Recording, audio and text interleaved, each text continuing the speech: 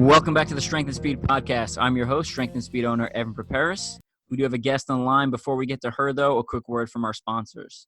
This episode is brought to you by Marina Sport. Marina Sport's compression clothing to help you perform at your best. I use them both during race, so I wear the Marina Sport compression shorts during a lot of my races, and also post-race as recovery. So if you have a tighter pair, you can wear them post-race as recovery. Like I have a long sleeve top that I often wear, and sometimes I wear the long sleeve or long pants as recovery. But during the race, I like their shorts because they're the only shorts I've worn at World's Toughest Mudder that have caused zero chafing. So for the last 2 years, that's the shorts I've worn underneath my wetsuit. I don't even take them off when I put on the wetsuit. I just rock them the entire time, all 24 hours, don't change them, zero chafing. So highly recommend Marina Sport. I would check them out. They are a little bit pricey, but we do have a discount code on the CTG Pro Team website. I believe it's CTG Pro Team 20. You can find that in the sponsors and discounts section. And their stuff is great, and it lasts a long time. All right, joining me on the podcast, I have Miranda Lynn Huber. Miranda, say hi. Hi, Evan. It's good to have you on. Miranda, a little bit of background about her before we get a little more into some of her racing and big things. She won the 2018 Dallas Savage race. She has a D1 scholarship. She had a D1 scholarship at track and field for pole vault at Delaware State University. Currently, she's an engineer at Lockheed Martin and works on the F-35 program, which is super cool. We're going to talk about that a little bit later. And has been absolutely crushing it this year at a lot of mandatory obstacle completion courses. So kind of specializing in Savage race, especially the Blitz and Conquer the Gauntlet. Let's see here. Conquer the Gauntlet results. She got a 3rd place, 2nd place, a 4th place. She had a 3rd place last year at Conquer the Gauntlet. She had a top 3 finish at Continuum this year while also getting on the podium, which is you're one of 3 females to do that. It's Amy Pagic, you, and Randy Lackey, so you're in very good company there. And also came in 2nd in your age group at the 3K NORAM. So Miranda, welcome to the program. Thanks for having me. Before we get into, I want to go into like how you got into the sport and kind of your life now. But my favorite story about you is in 2018 when you won Savage Dallas. Like I'd met you at a couple of Conquer the Gauntlet, so I knew who you were, and you'd always done well. You're always finishing like 4th for the longest time. It felt like you kept coming in 4th, and it was an especially rainy day at Savage Dallas, and there was a deep field, and they just got destroyed by the obstacles because they couldn't hold on to anything. And you came across and won. And I remember listening to another podcast, and they're like, "Yeah, some other girl won," and I was like, "I know who that is. It's Miranda. She's great at obstacles. Like you should know who that is." But yeah, so awesome race, and that was super exciting to see. And so yeah, it was very surprising because I had never come close to a big name race like that. So yeah, definitely my biggest accomplishment so far. Yeah, well, I mean, every year, I don't think I knew you until the beginning of last year, and since I've been following you, you keep getting better. So I'm excited to see what else you have coming down the pipe. Thanks. So let's back up a little bit, though. Tell us a little bit how you got into OCR and kind of the pole vaulting, because there seems to be this weird crossover between like ninja and pole vaulting, right? Like Jesse Graff's a pole vaulter, and I think Maggie Thorne was a pole vaulter. You're not a ninja, but you're very good at obstacles, and you probably do well in that show if you applied and got on. But so yeah, take us back to the beginning and pole vaulting, kind of how that led into your current fitness level.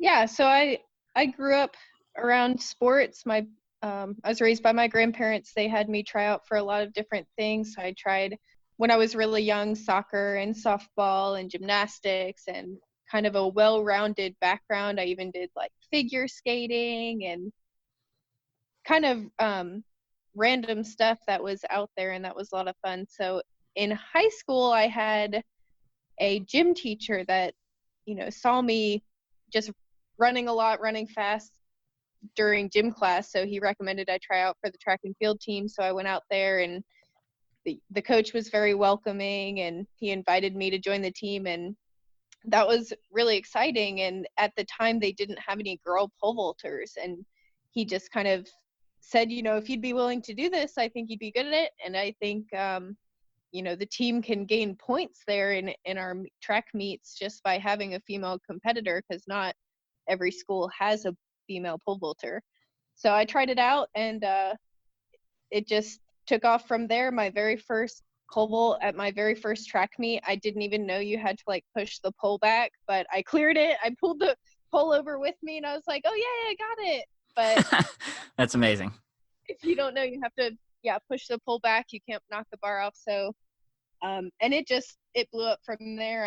I did hurdles as well, and I ended up being a really good pole vaulter in high school. I won a state championship, and it got me to the college scholarship that I got. So I was able to go to school for that, which was exciting. So real quick question that may be dumb. We never had pole vaulters in my high school. Is there a progression? Do you start out with the full length pole, or is it the high school one shorter? So the poles are more based on weight, and they can come in different lengths, but I don't think that I think I had the same pole my whole high school career. So okay. Yeah, I think if you were progressing to Olympian or something, you would probably get a longer pole, but generally they're built based on just your body weight so that they don't snap. Gotcha. Okay. Weight on them. Or you can change where you hold it. So I think at the beginning I was holding it, maybe 2 feet down from the top of it. And as I got better, I started holding it closer and closer to the top. So you can kind of adjust it that way yourself. Yeah, that makes more sense. Okay. Got it. So I've always had a background in kind of sports, fitness, that kind of stuff. So I moved out to Texas after college, got my job at Lockheed Martin, and one of my friends was interested in doing, some obstacle race, oh yeah, the Spartan race, you can do 3 different distances and get a trifecta medal. So there were a group of 4 of us, and we all decided together, okay, yeah, let's start running together and we'll do that together. It'll be fun. And so I think that was 2015. And that's what we did. We did a sprint, a super, and a beast all in the same year, got our trifecta. We did the race all together as a team. We helped each other through obstacles, and it was a lot of fun. And from there, I just kind of took it to the next level. I wanted to see what I could do, because I really was excelling at obstacles. Every time I was out there, it seemed like people around me were so impressed just by finishing an obstacle. And it felt like it wasn't challenging me just to run for fun. I was like, okay, I can finish all the obstacles. I need to really push the other side of it, which is the running. So for me, that's been definitely the hardest part. I mean, I went out to NORAM this year in Savage Race.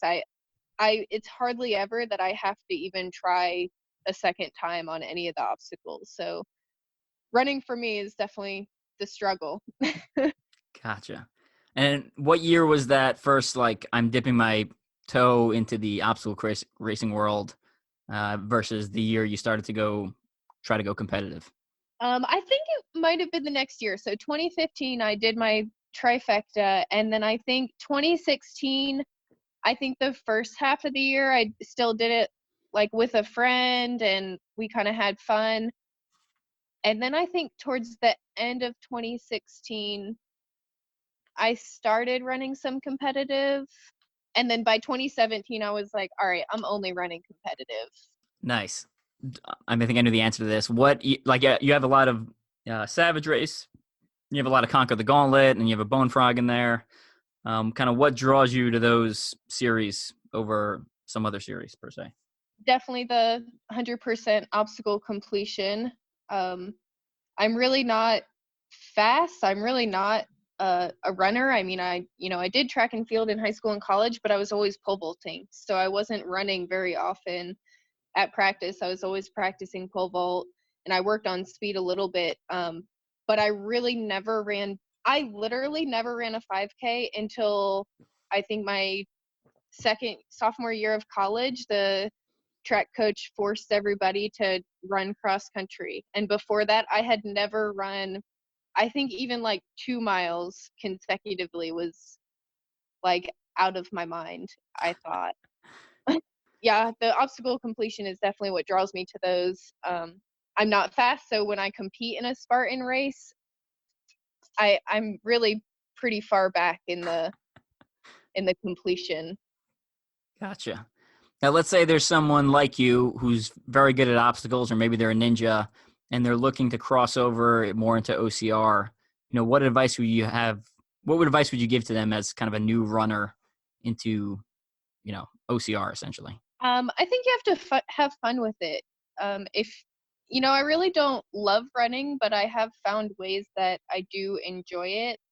A lot of the times I don't run really fast, but I do like to jog. I jog on the treadmill and watch TV while I do it, which I know a lot of people don't like that, but I can just methodically just jog on the treadmill for an hour or 2 hours just by watching something I really enjoy watching. I tend to watch American Ninja Warrior. Actually, it's pretty motivating to be fit. But take it easy. Don't go out too hard. And yeah, just remember to have fun. If you're feeling miserable, then it's really not worth it. I also would recommend some trail running. I definitely prefer that to just running around the neighborhood or around a track. I really enjoy getting out, getting some scenery. So that brings a lot of enjoyment to the jogging sport for me. Yeah, I think that's great advice. New runners always want to try to set a PR on every run. And it's always like, yeah, that's not really the best method. You're going to mentally and physically burn yourself out. So most of my runs are dramatically unimpressive. I mean, like if I posted my, I don't use Strava or any of those tracking apps, but if I did and posted it to online, people would be like, this is very average. Like there's nothing exciting here going on. I do a lot of easy runs that are, I guess the only thing that's somewhat impressive is, the distance, but I mean, most of my runs are 10 miles ish. And then I occasionally do a longer one, but so good advice there. And yeah, I feel you on the zoning out on the treadmill, and I actually do some of my workouts on the treadmill. I don't think it's as bad as people say it is. So yeah, a lot of people are really against it. So if that's not for you, don't do that. Find something to make you enjoy it. do you cover the time while you run on the treadmill, or do you have it? Like a lot of times, I used to put a shirt over the time, so I couldn't see how long I'd been on there. Do you do something similar, or you just ignore it? No, I do. I look at it quite a bit, but generally I find if I'm like, I do have a goal in mind. I'm like, all right, I want to run at least 6 miles today. So I get on the treadmill. But then if I'm like, I hit 6 miles and there's 15 minutes left in the episode I'm watching, I'm like, all right, I'm just going to finish my 15-minute episode, the last 15 minutes, and I'll actually do in 7.5 or 8 miles. Nice. Good stuff. Now, I know you also have a daughter. Is that correct? Yeah, she's 2.5. Yeah, I mean, that's a handful in itself. So how are you balancing, work, a training for OCR, and then a 2.5-year-old all at one time? You have to get creative, I think, and find ways to incorporate the toddler into the training. Otherwise, it's too hard to keep them completely separated.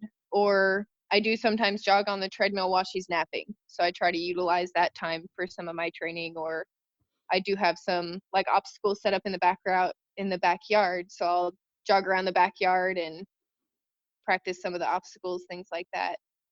And yesterday I actually took her to a trampoline park where they had a like Ninja Warrior set up, so I was able to play on the Ninja Warrior obstacles, and we were able to alternate. Like we'd go jump, and then I'd go try one of the obstacles, and then we'd go jump. So Oh, that was nice. it was a perfect mix, something we could both do together. And something as simple as jumping at the trampoline park, we were there for 2 hours, so I was pretty worn out afterwards. I took my daughter to one of those a couple years ago, and my calves were so sore after. I was like embarrassed. I was like, oh my goodness, my calves. Why? Except Yeah. you're bouncing the whole time. You're just not used to that motion. Yeah, you'd be surprised how much of a workout you can get from things like that. Or, I try to take her for a hike, or just take her to the park, and then afterwards, I'll go for a short jog after she's kind of worn out and happy to sit in the stroller, sit still. But I do a lot of stuff after she goes to bed too, so have to stay motivated. And my husband supports me a lot in my training, so he's a big part of it. I'm not sure I'd be able to get as much workouts in if he wasn't, corralling the toddler. yeah, absolutely. Does he come to the races usually or no? He's starting to come to more here now that she's 2.5. Basically for the last couple years, it's been too hard. It gets hot out there, or she's whiny, or it's, then you hit nap time. And but he has come to a few. So he came to Savage Race 2 weekends ago, and it's always fun to have him there. And he's come to a couple Conquer the Gauntlets. So it's getting easier. I'm really excited for her to be old enough to start doing the kids course, and I think I'll be able to get him out there a lot more. Yeah, that's awesome. Yeah, I don't think I've met him, or at least if I have, I just walked by him and didn't realize who he was. But yeah, probably we don't stick around a whole lot after the race if he comes, because they've already been standing around for an hour or two and getting hot. yep. Usually we just kind of head out pretty quickly. Yeah, I know the feeling. I definitely, my wife needs an award for me torturing her by, I keep running. Conquer the Gauntlet used to be good because I used to just run one lap and then I would just kind of hang out and they'd go It's get like the only short course that you do. right. And now it's like, oh, good, this is long too. So she's been doing all right. Yeah, especially with the newborn. I bet, has she been coming out to the last couple races? She did she did Tulsa, and then she did the one before that, which was I can't even remember, Wichita. Those are she did those two, and she did NORAM with the 3 races she's been to this year. But up until that point, it was just kind of me by myself for all the races, or me and some friends. So yeah, it's tough when they're that little. yeah, absolutely, yeah.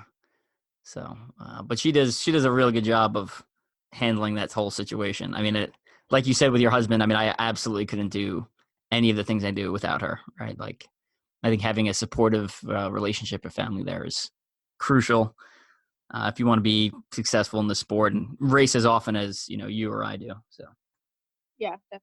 So how about we've had Ashley Samples from the Conquer the Gauntlet Pro Team just had a baby. A couple of years ago, Rose Wetzel had a baby. A couple of years ago, also Ashley had a different, her son. What did you find about, going from, fit to pregnant back to fit again? What some kind of lessons you could pull from that experience? Man, that's a hard question. I think, people are always comparing themselves to other people, and it can be disheartening to watch other moms kind of excel super quickly. I know, like Ashley just had a baby and she's already like running 2 miles at an 8-minute pace. I'm like, I just PR'd for 2 miles at an 8-minute pace like a month ago. And she just had a baby. This is her first run back. Um, so sometimes it can be a little disheartening seeing other people, but you have to realize everybody's going through something different, and you have to try hard. Like, don't compare yourself to anybody else. And I had a lot of pain running after having a baby for probably the first year, and it was really hard to go through that. But you just got to push through and kind of take it easy, listen to your body, and don't expect it to be one size fits all. Do what feels right for you and push as hard as you can without hurting yourself. So yeah, my advice: don't compare to others. Just Yeah, take it at your own pace. that's sounds like good advice to me. I like it. Now let's talk about your weekly training. So what does, a week in your life look like as far as training goes? Assuming you don't have a race and you're not tapering for anything. So I'm actually really bad at training. I struggle a lot with finding the motivation. So I talk about running on the treadmill and stuff, but that doesn't actually happen that often. For me, what what keeps me the most like accountable is, so I play on 3 soccer teams right now, and I don't ever make excuses not to go. The only time I don't go is if I'm like, I had the flu or I'm out of town. But other than that, I'm committed on the team, and every week we have a set schedule, so I know what time the games are going to be, and that's really the easiest way for me to stay motivated, something that holds me accountable, a team, that needs me there. Otherwise they could end up short on players, things like that. That's been the easiest thing for me. I do also try to get in a run or 2 during the week if I can, or if I'm motivated enough, really. But I have some obstacles in the backyard. I try to do that a couple times a week. And even if it's like bringing the toddler out and we'll play on the climbing wall, just anything simple like that. I used to go rock climbing a couple times a week. For the last couple months, it's been hard because we've had a lot of vacations and we've been traveling. And then there was NORAM, and then I had Savage Race, and I Conquer the Gauntlet. And so it's hard to stay in that regimen, but I do try to go rock climbing a couple times a week as well, which keeps my grip strength up and practicing on obstacles in the backyard. Well, I think all those soccer matches might be making it harder to run on the other days. Just from an outsider's perspective looking in, like if I was playing soccer games 3 times a week, I feel like I would not be very interested in running between each one. Yeah, I think it's the only reason I like am in shape to run. Like I do run a lot at soccer, and that's kind of why I used to play on 2 teams. I was like, all right, I need to pick up a 3rd team because I'm not running that day of the week and I need to. So, yeah, I mean, that works. Find something that works for you. I found, I would be less motivated to do my long runs on the weekend. So, moving around a lot, I would find a local run group and use that for my long run. So like every Saturday or Sunday is typically when they would run, and just meet up with them. And, some of the run groups, like the one I run with in KC, Kansas City now, actually sets up aid stations every 2 miles. So it's nice to, even though a lot of times they don't really actually run together, they just start at the same time.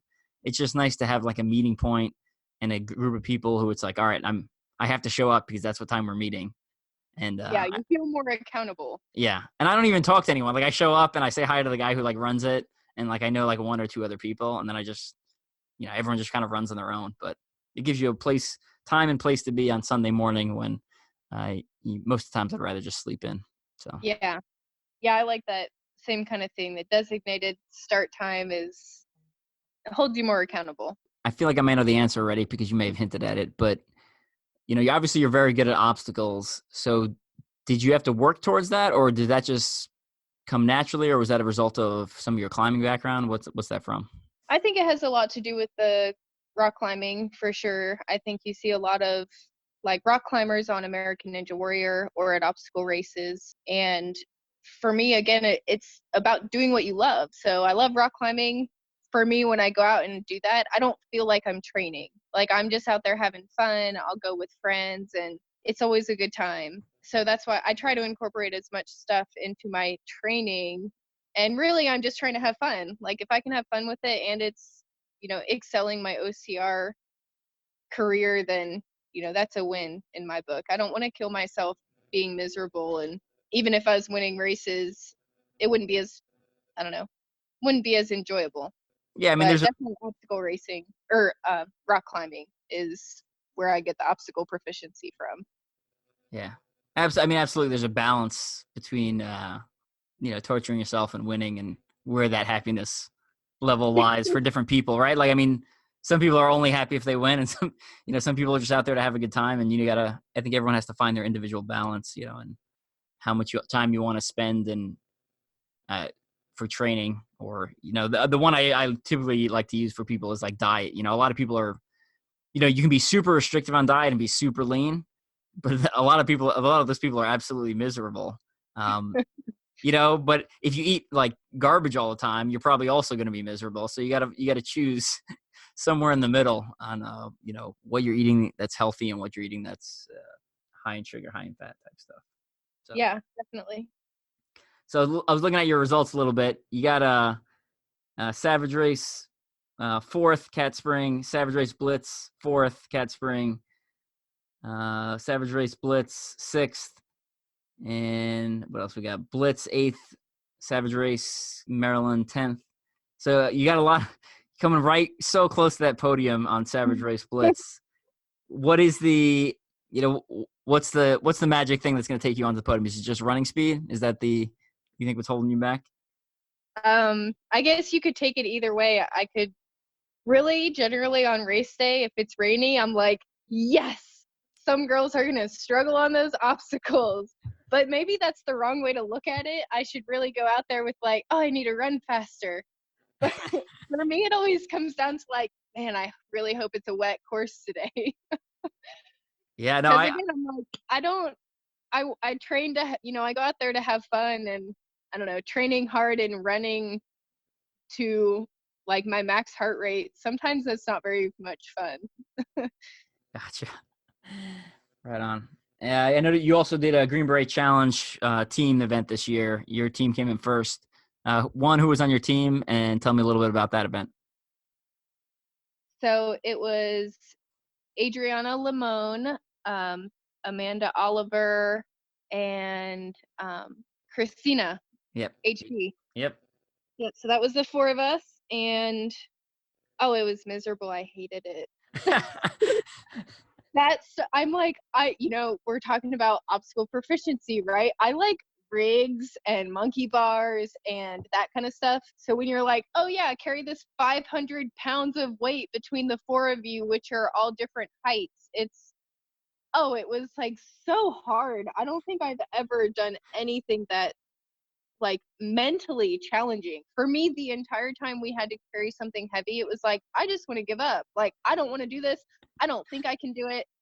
But thankfully I did have, a great team, and they did motivate me to keep going. And it's a good thing because I was not prepared for some of that stuff out there. Oh man, I love that. That's the best. And if you've done the Green Beret Challenges team event, it's basically all heavy carries. It's all carries, drags, and that's it, basically. Yeah, and there was no like men versus women weight. Nope. So gender neutral. Everything was way too hard for us. Our body mass compared to like the first place men's team was probably like half of theirs. Yeah. And we had to carry all the same heavy stuff. So if you do have you done their individual event, the operator course? No. Okay, so that one has some rigs in it. What's interesting about the Green Beret Challenge rigs is they're all like, it's not fancy trussing like the Platinum rig. It's just essentially it's a wooden frame, and the rig holds are a lot of times are like ropes and other, it has a little more of that rustic feeling. It's kind of interesting. But okay. Sounds way more up my alley than the team challenge. Yeah, the individual event you'll definitely like better. And we were talking about it before we started recording on the podcast, but I always like to ask people about the Green Beret Challenge event because that's my, that's my day job as a Special Forces officer. The Green Beret Challenge team event is based on Special Forces assessment and selection. Team week is where he gets all those ideas from. The weights are scaled, obviously, and you're not carrying a backpack, which makes it different. But I always like hearing people's opinion on that because they're like, it was awful. It's like, yeah, pretty accurate.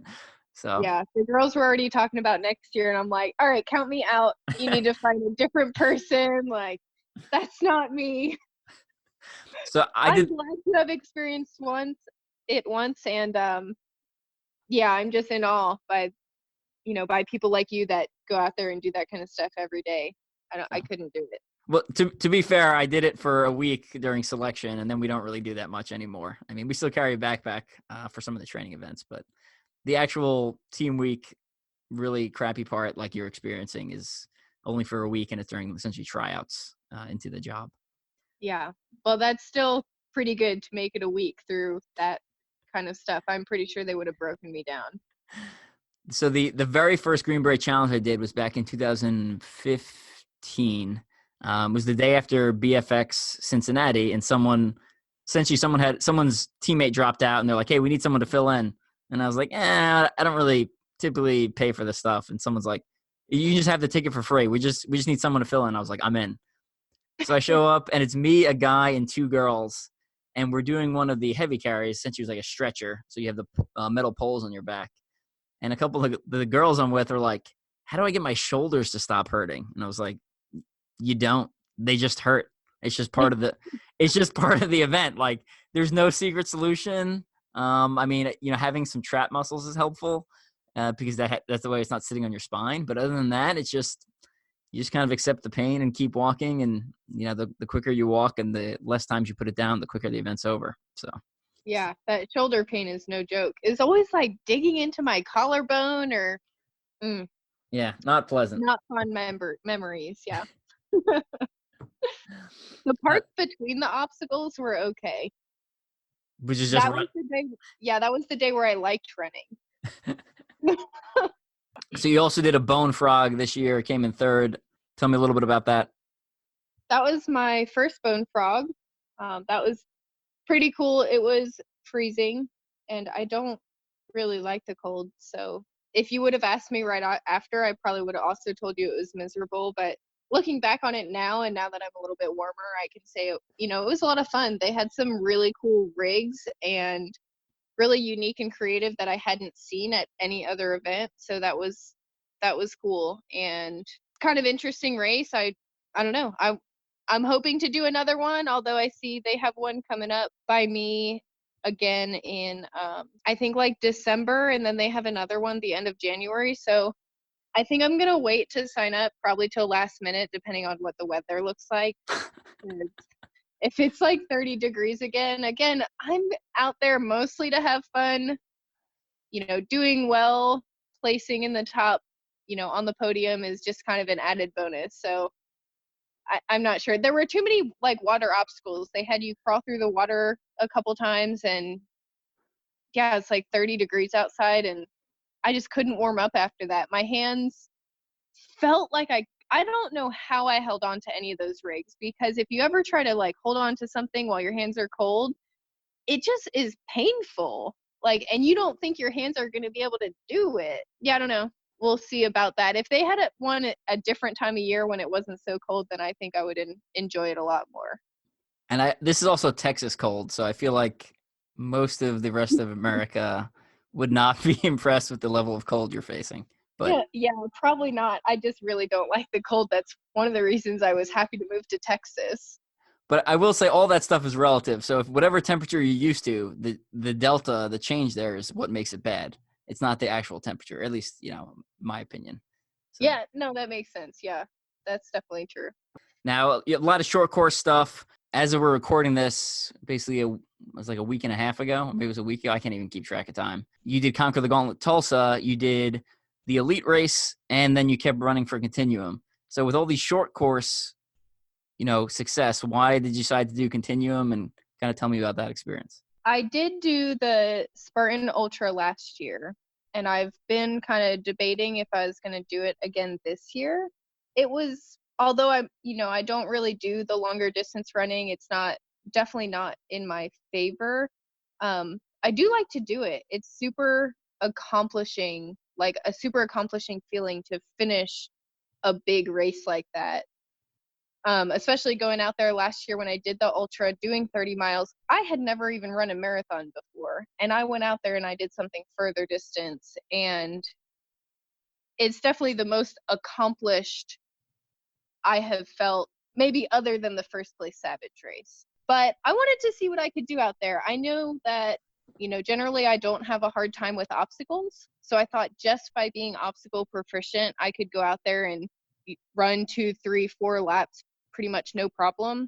But Smooth Criminal gave me a really hard time on the first lap. It was wet. The morning dew was still around, and everything was kind of a little bit like muddy from people, stepping on it. And it took me an hour to get through that lap 1. And I even debated if I was even going to run a second lap, because mentally I was thinking, I don't know if I can do that a second time, especially that obstacle. You have to run and jump at it, and you hit your shins, or you land on your ankle, or you fall off the side of it. So it can be pretty, painful to have to get through there as well. But I guess I just signed up because I thought, I wouldn't mind going out there and doing all the obstacles a second or a third time. It would be a lot of fun to me. And I was hoping I'd be able to pick up some ground on the obstacles if people were stuck doing the penalty. But I think I've spent way too long on Smooth Criminal lap 1, and Randy, she just blew out way past me after that obstacle, and she had the lead by far too much for me to catch up to her. But it was fun. I think I would do it again, but my plan would still be the same, to focus on the elite wave, and the continuum laps would just kind of be a added bonus. Awesome. Well, you did do great. You did get 3 laps, right? Yep. Which puts you in second, and essentially Randy got 3 laps too, but she was just farther ahead. And that, way further. yeah, that Smooth Criminal was, yeah. I mean, the last 3 Conquer the Gauntlets, it's been game changing, right? It's rearranged the field, just been slick. And Wichita was right after a water obstacle, so it was wet there. This one, it was essentially morning dew. It took me about 4 or 5 tries to get through. Well, And that makes me feel a little bit better. yeah, I mean, well, Bryce and Brent were in the lead, and the 2 of them got stuck there. And when I got there, they were still there. Brent eventually got through, and Bryce had a family thing, so he was like, "All right, I'm just gonna give it my belt because I got stuff to do. I can't be sticking around here all day." But I ended up getting through with no shoes on, and if you know the rules and read the rules, you have to carry everything with you. So I took my shoes off, tied them around my shoulder, essentially around my, across my chest. And I went across with my socks on, and gave me a little bit better traction.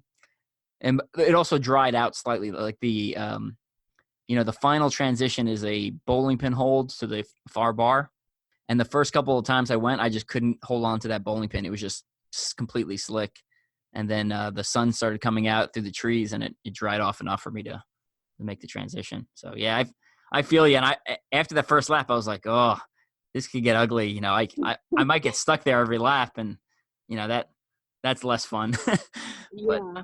so yeah. Did you get it first try every lap after that?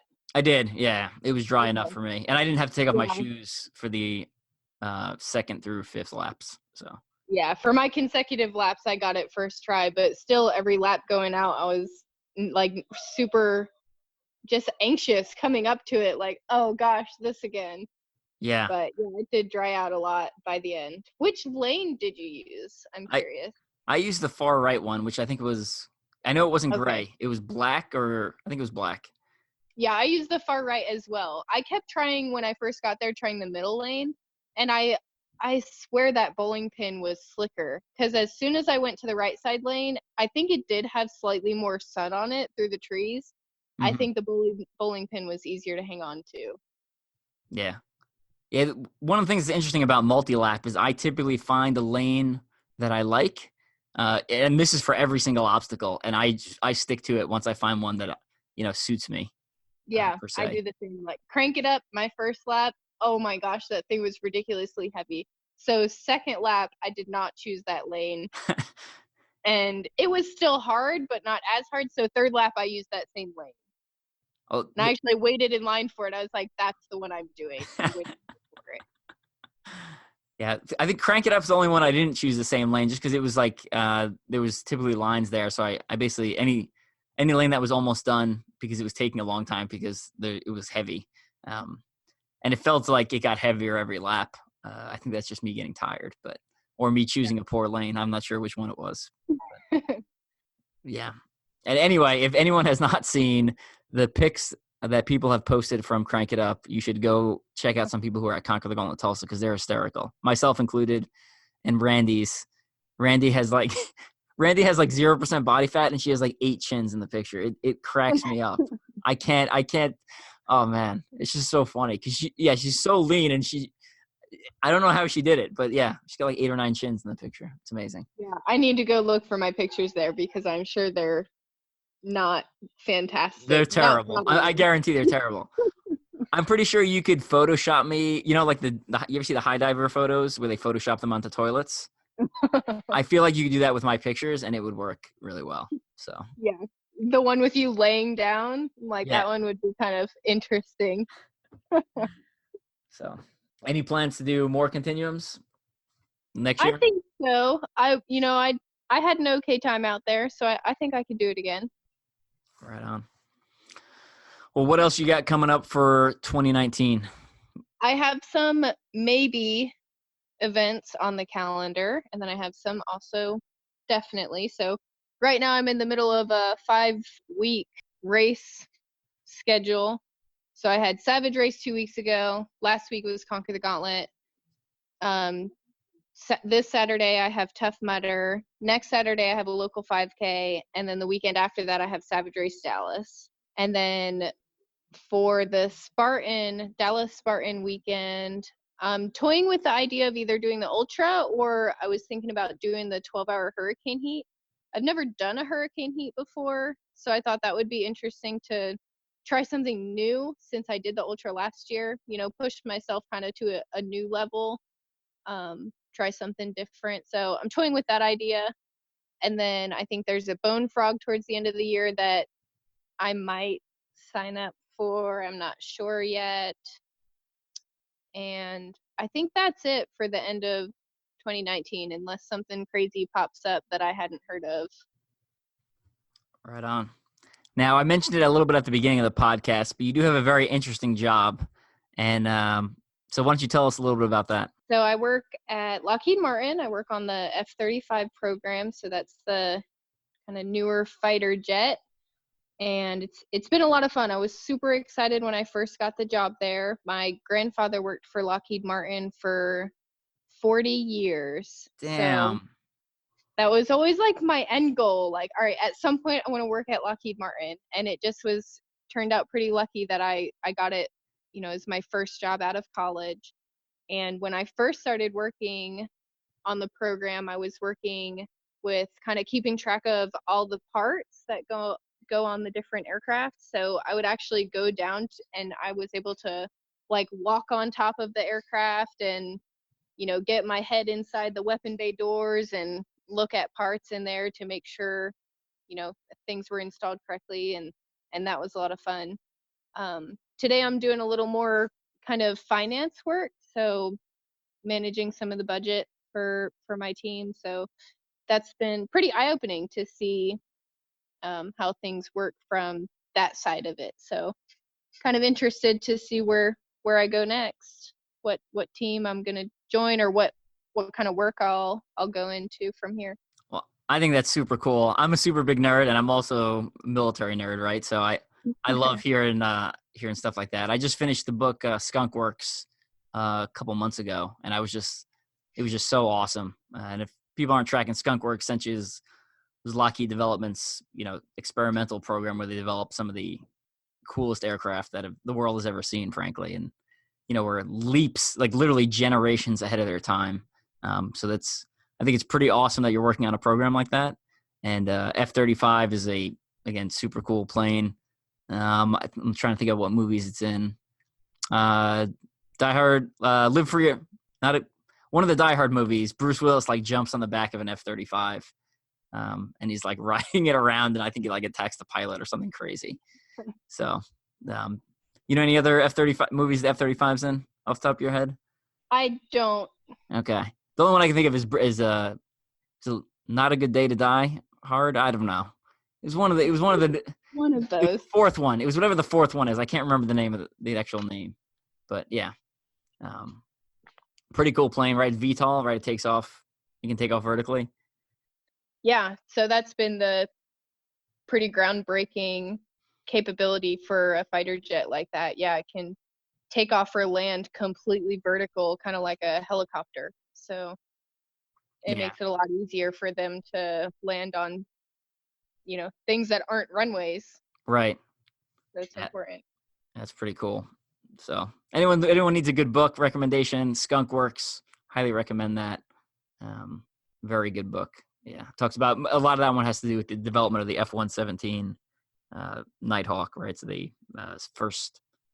arguably the first stealth aircraft, as you could say, the SR-71, whatever. The first, I would say, the popular stealth aircraft. We'll go with that. Yeah, that's a good way to put it. Yeah.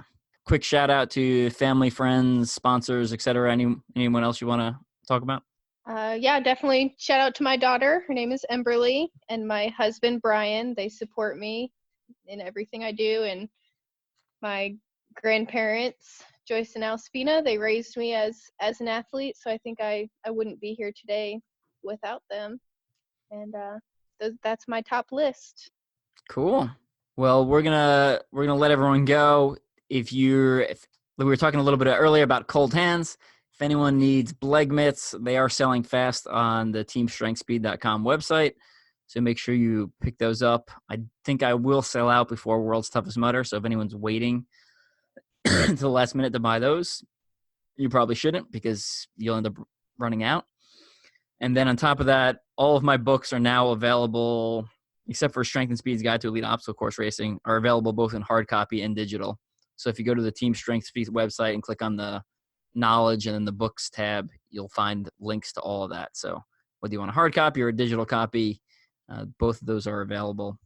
And I think that's about it. Other than that, I just delivered my other book, Ultra OCR Man, which is 100% for profit. It's 100% for charity. It's the complete opposite of 100% for profit.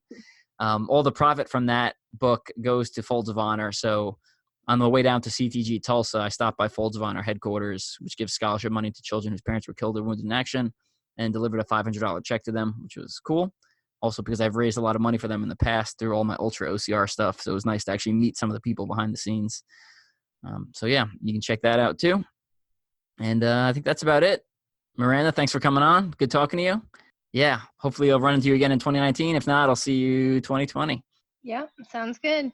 All right, I'll catch you later.